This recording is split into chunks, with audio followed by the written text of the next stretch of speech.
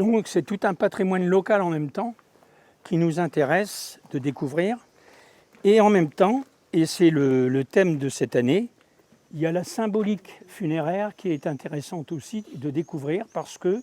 Événement national dédié à la valorisation du patrimoine funéraire au mois de mai depuis 8 ans, le Printemps des cimetières permet aux curieux de visiter l'histoire des communes à travers les allées des jardins de pierre.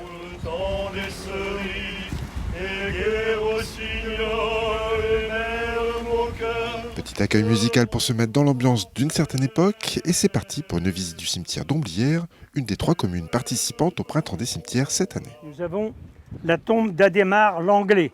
C'est la première fois que des cimetières, des communes de l'agglomération sont mises à l'honneur dans le cadre du Printemps des cimetières. C'est la première participation. Alors en fait, c'est un événement qui s'inscrit dans ce temps fort national du Printemps des cimetières qui est organisé par 2 directions, donc la direction de la cohésion communautaire à l'agglomération et la direction du patrimoine de la ville de Saint-Quentin. Voilà, donc 2 services qui ont travaillé ensemble avec les communes, donc les communes d'Omblières, de Fonsomme et de Morcourt.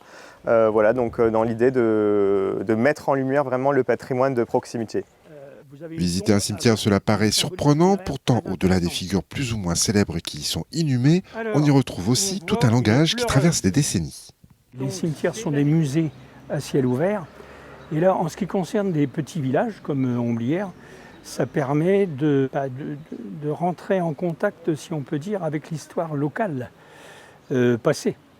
Et donc les sépultures des personnages qui sont enterrés, surtout les anciennes, ça nous permet de revoir un peu le passé de la commune.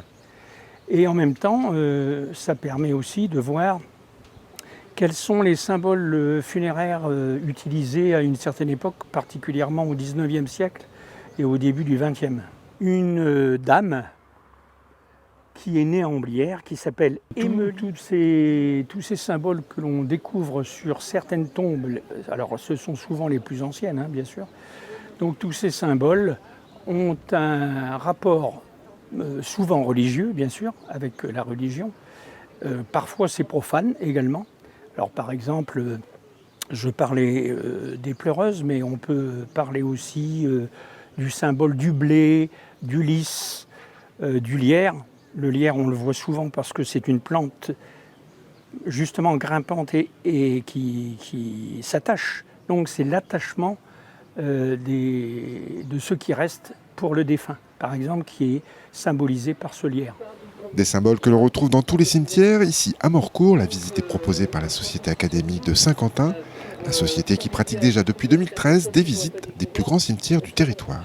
On a fait à peu près une 50aine de visites du cimetière Saint-Jean et il y a toujours autant de monde, ça intéresse toujours autant les gens.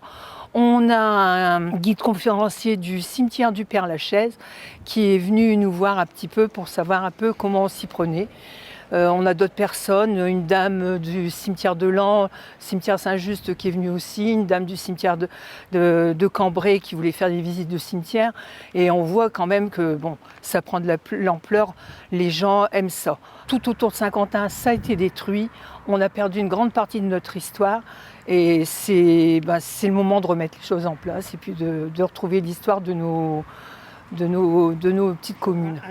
La Société académique de Saint-Quentin propose également un livre sur le cimetière Saint-Jean, une lecture qui vous permettra de patienter jusqu'à la prochaine édition du Printemps des cimetières. Elle recueille les cendres mortuaires, elle symbolise l'enveloppe corporelle de l'âme.